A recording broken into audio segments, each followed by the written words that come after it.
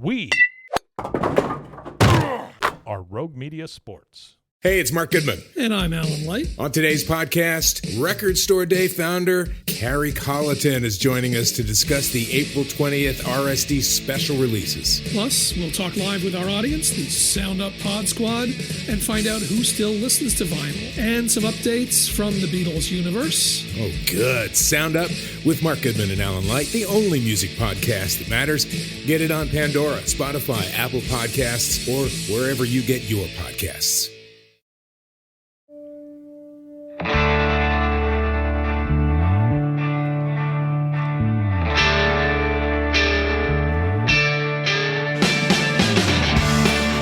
It is the Doomsday podcast, coming to you live from Oxnard, California, home of the Cowboys 2022 training camp. And Ed Werder and I have arrived. Ed arrived yesterday. I came racing in early this morning. And Ed, this is one of the first times we generally set up shop at the same hotel. We are at different hotels. My weird attempt to save my radio station a little money, I think it's backfired on me a little bit. I did get a chance to go jump in the jacuzzi. It's a very kind of 1970s looking apparatus. I don't know if you saw that on Twitter, but look at the shell of this thing. But Ed, it was great to see you today. You look great, beautiful dress shirt, and I thought that was. How many live reports did you do from Oxnard today for ESPN? I did, I believe, 6 different shows, and I did one show twice, both before and after Jerry Jones, Mike McCarthy, and Stephen Jones regaled us with their brilliant answers to our pedestrian questions over the course of 63 minutes to officially open training camp with the State of the Cowboys address. And the State of the Cowboys was quite an interesting topic, I thought. Yeah, I thought the same thing. As I was driving in from LAX, and I arrived kind of late in the news conference, I did get a kick out of the. I did get a kick out of the fact that you started the proceedings with asking Mike McCarthy kind of about his job and all that kind of thing. I love that, and then James Slater comes in. Feels the need to kind of reiterate or follow up, and to which McCarthy, I thought that was pretty funny. McCarthy, it was a good moment for Mike. He liked some of the camaraderie, and he said he was shocked to see the media taking up for each other. Yeah, and I didn't really think.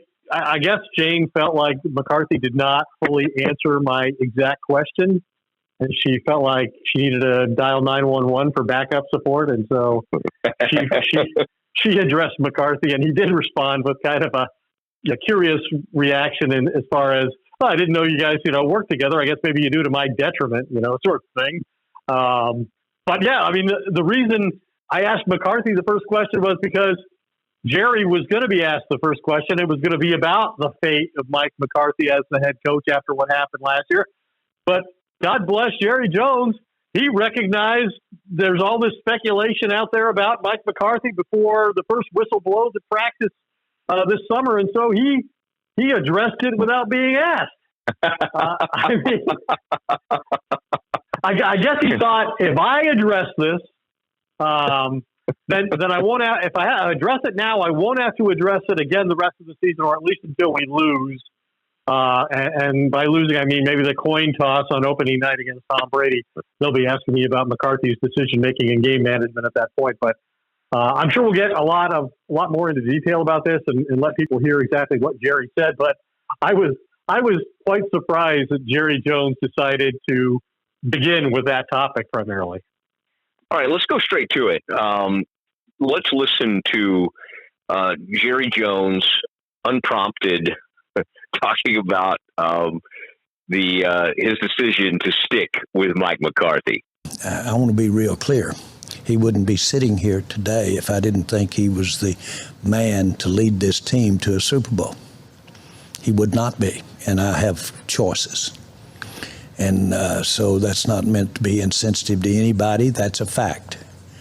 And so you guys write about a lot of those choices, and they were there for my use had I wanted them. And no, the guy to my right is who I'm convicted about, have been. We certainly have had things we've addressed, and the way we've addressed them in the off season. I think have successfully put together a staff that really, from this vantage point, gives us absolutely the best chance with our makeup and our team to get to the ultimate success. So I want to be real clear about that. All right, Ed,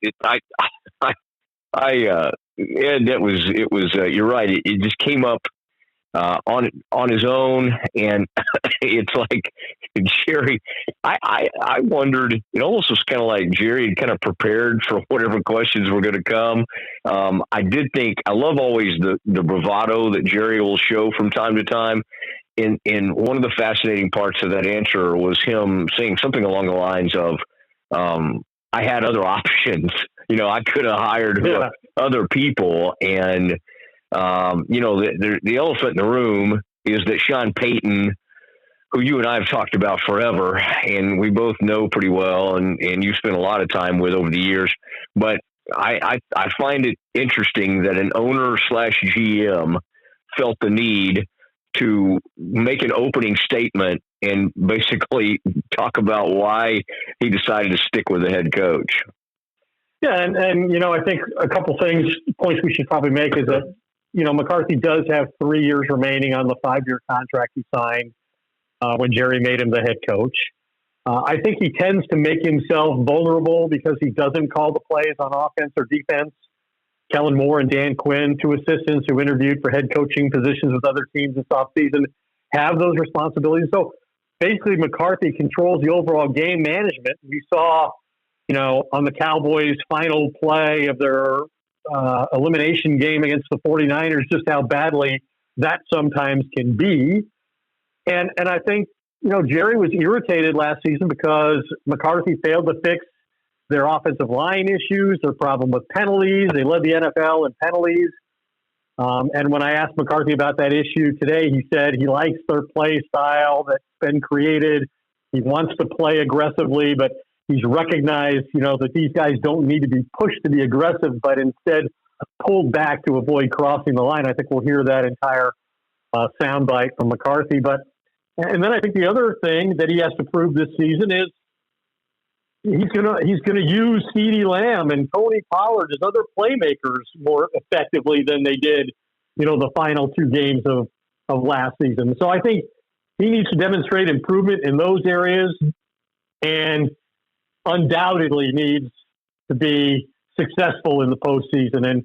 And quite honestly, he and Dak Prescott in their 2 years together, they're 3-7 when playing against an opponent that made the playoffs that season, whether it's a postseason game or regular season game. When they're playing the best teams, the teams that make the playoffs, they're 3-7 over 2 years. I think we substantiated that they dominated a horrible division last year when they went 6-0 and had a plus 133 point differential against, the NFC East. And it remains to be seen whether the Eagles or one of those other teams have improved enough this offseason to make a run at the Cowboys. They obviously had the benefit of making 5 first-round picks before the Cowboys got to make their choice of Tyler Smith.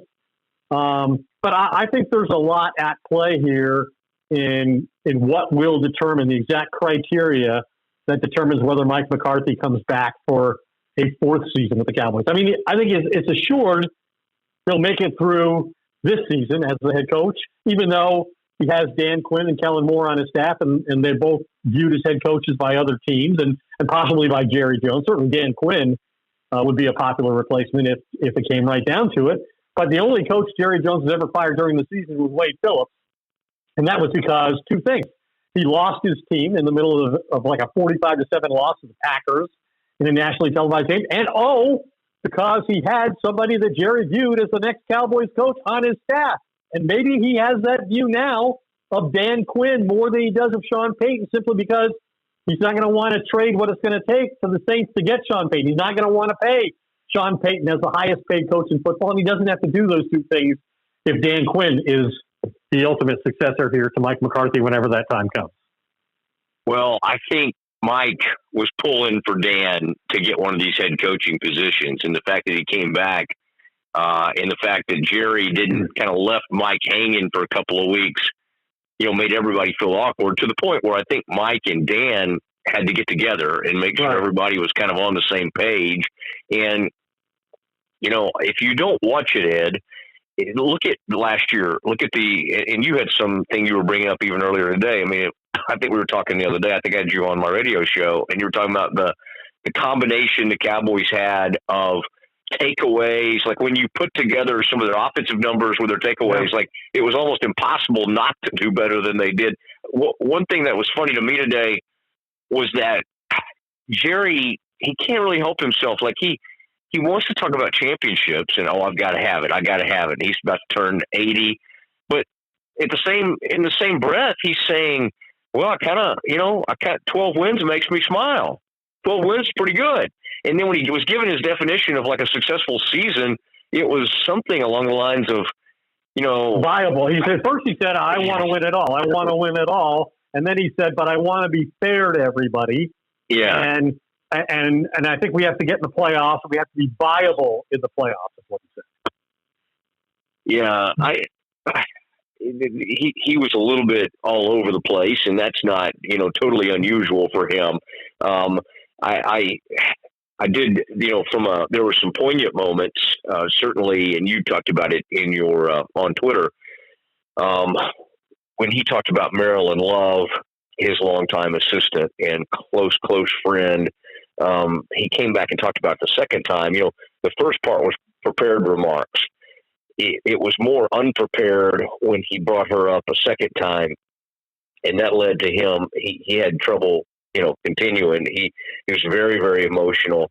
I did find it funny that when he brought up Larry Lacewell, who you and I both know pretty well, really well, I thought it was pretty funny on that. I mean, he used a description of Larry that you're really not supposed to use, but Jerry seems to be able to get away with anything. Well, not maybe so much, and the word he used was midget, because Lacewell was not blessed with vertically challenged, huge, physical stature. He was a smallish man, and Larry Lacewell. I know Larry Lacewell very well, and Lacewell would not have been at all offended by Jerry using that word in reference to him. But of course, that's not the world we live in anymore. So I don't know if you're aware of this or not, but late today, Jerry Jones showed up back over at the press headquarters at Oxnard and apologized to everyone for using the word that he used and said he didn't mean to offend anyone. And Lacewell would have been the last guy offended by that, but that's the world in which we exist now. Oh, wow. Yeah, I did not think. Now it makes me think of all the things coaches have said over the years. And the one where we all were trying to stop Parcells when he said something about Sean Payton, but we won't get into that. But I do remember him starting to kind of make a joke, and everybody in the room was like, "No, Bill, no, don't say that." and he said it. He went ahead and said it anyway, and he had to apologize. And certain members of the community suddenly were out at Valley Ranch that had never been to Valley Ranch before, and that's fine. It is the Doomsday Podcast. Ed Werder and I have arrived. And Ed, I do have to ask you right now, I showed great devotion to you because before my radio show today, I was desperately wanting Andrea's. Instead, I took that turn down seaward and went and found a shrimp taco at Duke's. Have you gone to Andrea's without me? Indeed, I did. As I suggested, was probably likely last night. I mean, I started thinking about the grilled mahi Cajun style burger at Andrea's pretty early in the month when I know one is forthcoming and I'm going to training camp. So I just couldn't resist. But I'm more than willing to have another one with you at some point here in the next few days.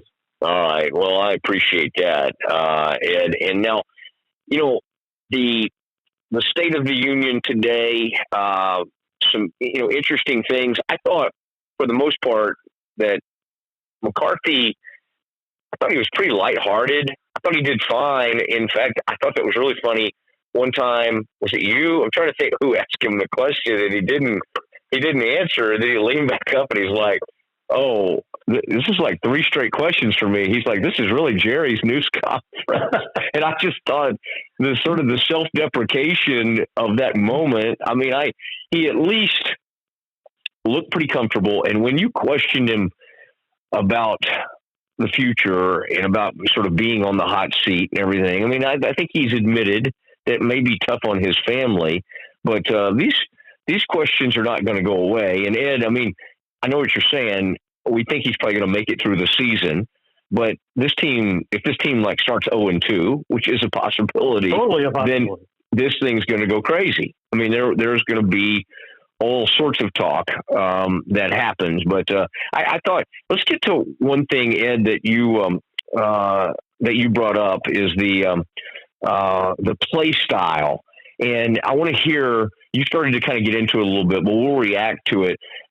This is Mike McCarthy talking about, and again, this is kind of like Jerry. He kind of wants this both ways. He wants to kind of brag on his team while talking about these deficiencies at the same time. Here he is talking about the team's play style in regards to how penalized they were last season. We want an aggressive, physical play style, and we crossed the line too much. So our discipline is pulling back.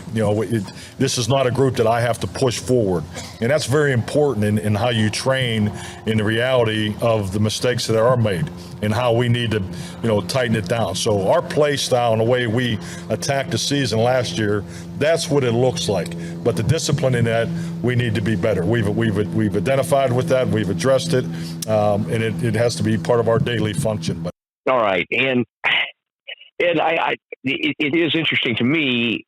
Mike McCarthy was saying, I love these guys. They go to the wall, and if anything, you got to pull them back. So it's almost kind of like, I'm not going to apologize for how hard these guys go. But then in the same breath, he's talking about, hey, a lot of these things were pre-snap. That's not having to pull guys back. That's guys not being like on the same page and not being mentally prepared when they're doing that kind of thing. So to me, I don't know if that was one of the better moments of the day for McCarthy. Well, and I think, to put it into context, the reason I asked him that question, beyond the obvious that they led the NFL in penalties, and that's something that McCarthy has a history of, having a team that even in his 13 years in Green Bay, they were often among the most penalized teams in the NFL. But the context of it was that yesterday when we arrived here at training camp, we got a chance to talk to Zach Martin, the all-pro right guard. And he said that one of the things that they want to accomplish these next few weeks is trying to create, their identity as a team. And he said, I want us to be a tough, physical, but disciplined team. And he said there were too many times last year when one or both, were not accurate ways to describe the way we play. And so that's why I asked McCarthy about the identity with which he wants to play. And he's basically saying, we played the way I want to play, but maybe we crossed the line too many times.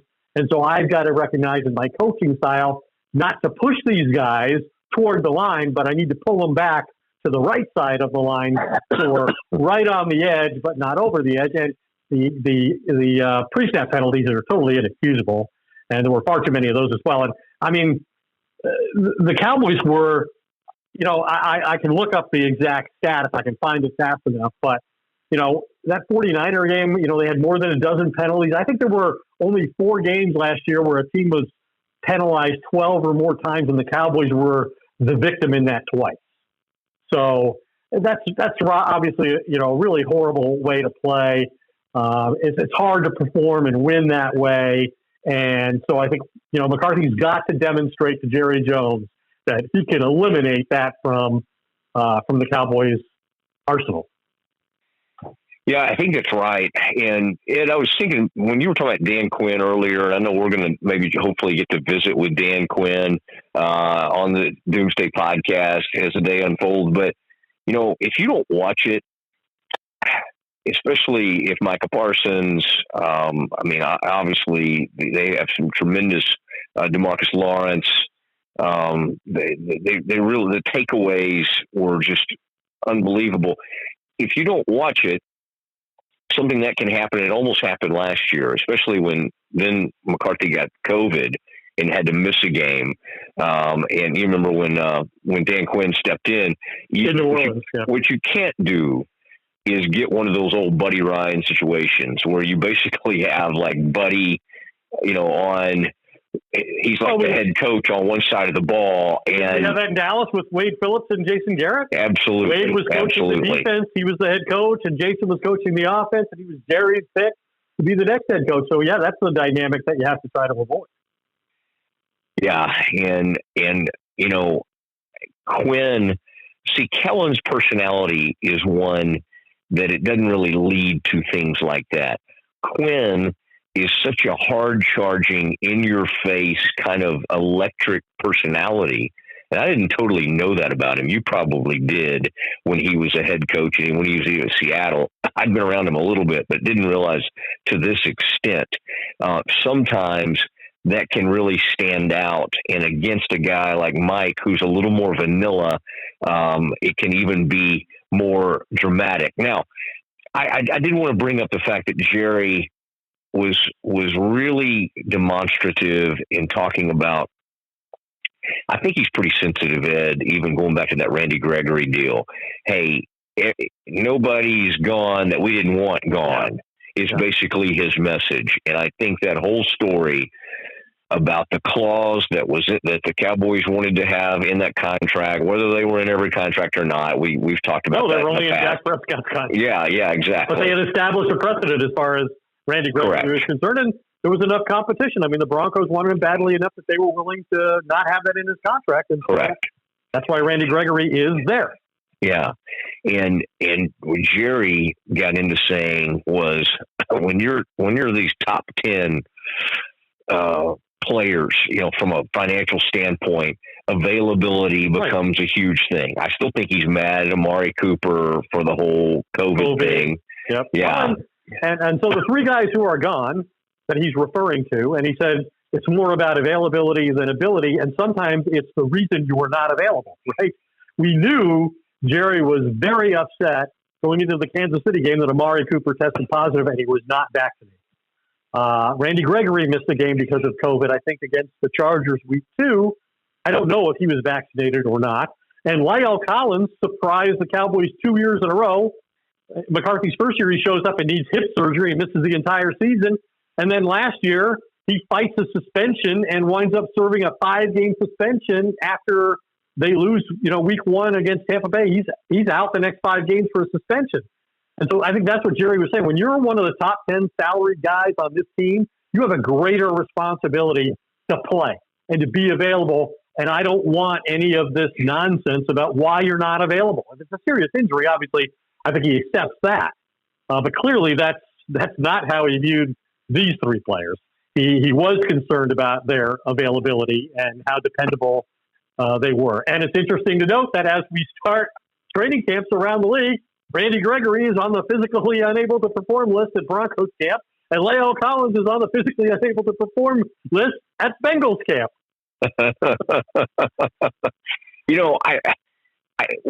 When pressed on why he thinks this year could be different or why this team could be different, that was an interesting moment because Jerry again pointed to McCarthy because of this guy right here, leading you to believe, though, it's not like McCarthy has reinvented himself.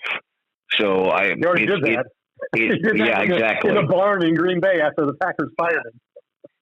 He did that, and he kind of came out of that with some weirdness and of course, analytics. Embrace analytics, and we've seen that the way that plays out is sometimes disastrous for him. That's right.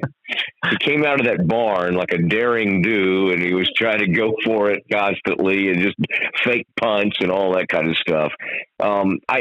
This is an interesting team and an interesting organization. It always is going to have, but it's hard to point to this roster right now. I thought it was interesting that Jerry, and maybe it'll end up resonating. Maybe Jerry will be right. But I thought that was interesting when he started pointing to, and maybe actually Steven was the one listing them all, when he started listing the rookie wide receiver. Fowler, Jalen Tolbert, Sam Williams, Jalen Tolbert. You know, he listed he even listed Ball and who else? Like the other. Let's go, and he went down this list.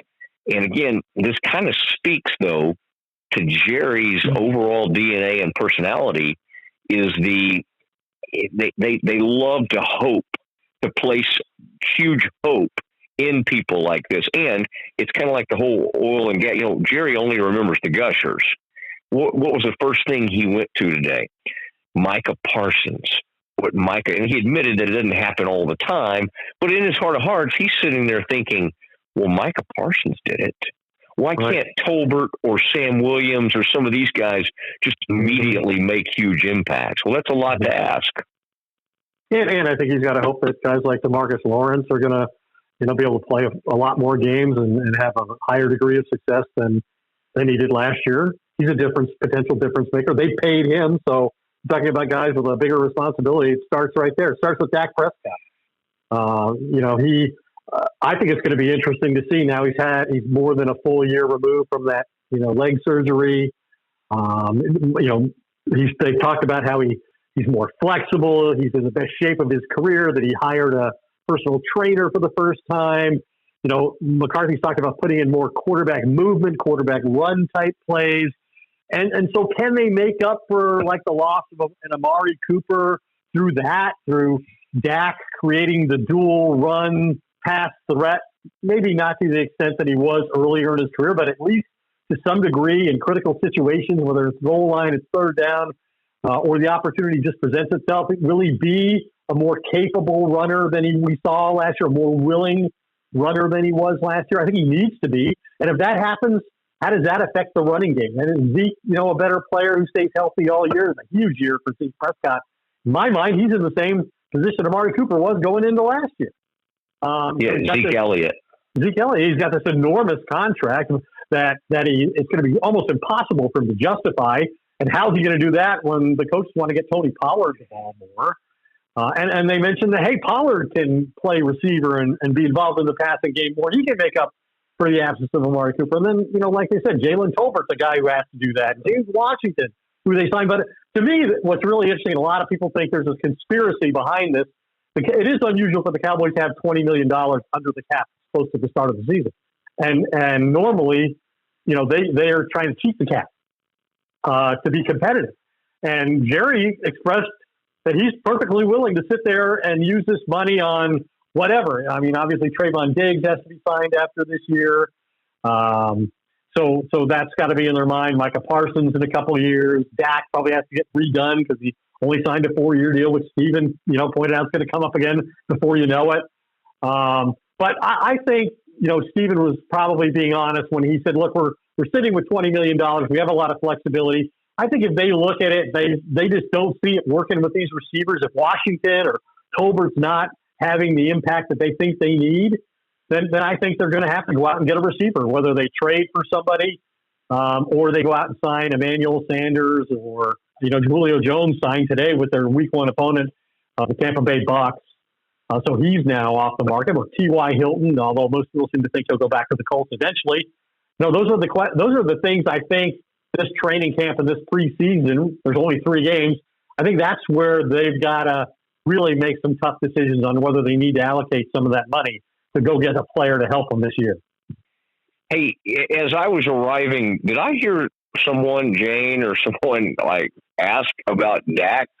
Is it time to think about his future contract? The most preposterous questions to me today were, well, Jerry, since you have so much confidence in Mike McCarthy, have you assigned him to a contract extension to demonstrate that? I mean, really? He's paid him for 2 years. He's got 3 left. If he fires him after this year, he's paying him 2 years and his staff for nothing. That's not a big enough commitment. Keeping him is a big enough commitment, especially under the circumstances. I mean, Jerry fired Chan Gailey after 2 years. He regretted it, but he did it. And Chan went to the playoffs 2 years in a row. But the point that you were referring to earlier was, last year the Cowboys led the NFL in points per game and yards per game for the first time since 1971. In the 1971 season, Dallas, led by Roger Staubach, won its first ever Super Bowl. The Cowboys are one of 3 teams since 1990 to lead the NFL in both points and yards per game and not win a playoff game, joining the 2000 Rams and the 2008 Saints, who didn't even reach the postseason. So they're the first team to lead the NFL in those 2 categories, make the playoffs, and fail to win a game in history. And, let's not forget, they also led the NFL on the other side of the ball in takeaways and points and defensive touchdowns. So you talk about the opportunity that they had last year that was squandered. That's why so many people are skeptical about Mike McCarthy. And that's why on day one of training camp, the owner of the team and the general manager of the team, Jerry Jones, are trying to explain how committed they are to Mike McCarthy continuing as a head coach. Yeah, and sometimes when you lead with something like that, it does start to feel like you're almost trying a little too hard. Ed, the only moment today I kind of questioned our early arrival. I wanted to be out here because obviously I wanted to do this with you, although right now we're in separate hotel rooms. Quarantine. Yeah. Hotels in California are still rough. Yes, we're separate, but I did get a little excited when they started talking about those Denver practices. I thought we could go stay at your place, and we could have done something like that. Just I'll be there. I've already been told. Go ahead, book it. You're there to cover that Broncos joint practice with the Cowboys in Denver on I think August 11th, and then they play preseason game on Saturday, the 13th, the first preseason game. We assume Russell Wilson will be in uniform for the first time for Denver. And so I'll be there. So you're more than welcome to join me at the house. That sounds great. You did that with Miss Jill, but I don't anticipate problems. Yeah, well, she likes me more than you do, so I think that'll work in my favor. You were talking. You had to do like 6 hits or 6 different shows or whatever it is you did this morning.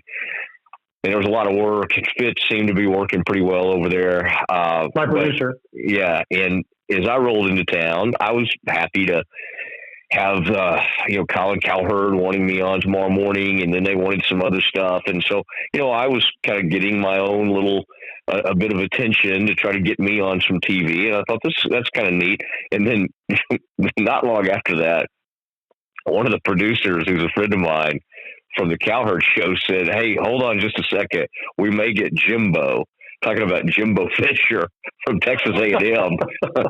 So I may have been bumped off of Cowherd tomorrow morning. But you'll be proud of me. They asked me to come on at 10:05 a.m., and I said, that's a little too close to the McCarthy press conference. Because in my mind, I'm only out here for, 3 days? I need to be at these press conferences.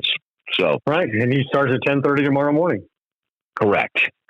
So and then they'll be on the field for the first time, although they're not in pads until Monday. Until once we leave town, they put pads on. We'll be here to see them through most of the acclimation process, I believe, is what they call it. Love a good acclimation. I hope you and I can get acclimated at some point. By the way, I thought for some reason all these years, Ed, where I'm staying, I thought like it was a short walk down to the beach where you are. And I thought I was like within walking distance of all our favorite eateries. And like, I'm not within walking distance of anything except a weird jacuzzi. Well, at least you won't be sore. Yeah, that's true. That's true. Any other things that we didn't get a chance to cover? Is there any last thing you want to mention about the State of the Union address, or you think we're good? I think we pretty much covered everything that there was to cover there. It was interesting to see our good friend Scott Agolnik up there as in the seat formerly occupied by Rich Dalrymple, kind of directing the proceedings. He obviously is running the football operations from a PR point of view at the Sun and doing outstanding work. I thought it was worth noting the changing of the guard at that position. We don't need to get into the reasons why. Yeah, I mean, it was weird not to see, Rich after all these years of seeing him out here. It totally was. I will say, even though maybe I haven't been as PR friendly as I need to be over the past couple of seasons, all the PR people, Ed, seemed to be excited to see me. So I think it bodes well. I think that bodes extremely well moving forward. But good job by the crew. They've all had to fill in. It's not an easy thing to do when somebody that's been doing it for 25 years or so has to leave. Okay, Ed, that was good. I enjoyed it, and it is. We're going to be interviewing players now. Ed, just to give people a chance to know kind of what's happening out here. As we said, 10:30 McCarthy local time here, Pacific time, and then 11:30 is that first practice. So does that mean, Ed, we'll get a crack at some people as far as maybe trying to get some Doomsday interviews at about 1 o'clock Pacific time? Is that right? That is the time the players are available. My understanding is it's going to be a little more structured than the pre-COVID period where it was kind of a free-for-all at the end of practice to run out onto the field and get anybody you could talk into speaking with you. That's not going to be the case anymore. I think the Cowboys are still pretty much going to be selecting the players who are available. And I noticed that as Scott had his media meeting with us to go over the rules and regulations, that while he said, hey, Joe Trahan, he's going to be in charge of the TV people or the radio people, and so forth is going to be in charge of this and that and the other thing, there was really nobody in charge of podcasting. And so hopefully we're on our own in that regard. But I do know that Dan Quinn has agreed to be a guest with us this week, and hopefully we can get a couple of interesting player interviews as well. That'll be great. And you can hear that on the Doomsday podcast. Continue to watch Ed on ESPN, and you can hear me on ESPN Central Texas throughout the week as we do our thing from Oxnard, California. And one last thing I wanted to mention, thank you to Jim Turner Chevrolet of McGregor. Not only did they get me out here from a radio perspective, but Ed, they love the Doomsday podcast. And Jim Turner, Ed, he probably sounds familiar to you. He is close friends with Jerry Jones, and he was the head for years of Dr. Pepper Bottling, and then now he is on the board with Jerry at Comstock, oil and gas. They have all that natural gas. This is not the former kicker with the high top, straight on kicker from the Broncos and Jets. Different Jim Turner. I don't even. Is that correct? I thought that guy's name was like Jim Tunney or something. Jim. I don't know who that was. Jim Turner, who was a kicker for the Jets and the Broncos. Is that correct? I'm sure you're right. I'm 100% positive I'm right. This is the Jim Turner of Jim Turner Chevrolet. Oh, there you go. Of McGregor. Oh, they do it right out there, and they do not mess around with that MSRP like some dealerships do. Thank you, Jim Turner, for what you do, and thank you, Ed Werder. Ed, tell everybody good night. Good night, everybody. For Ed Werder, I'm Matt Mosley. That is the Doomsday Podcast.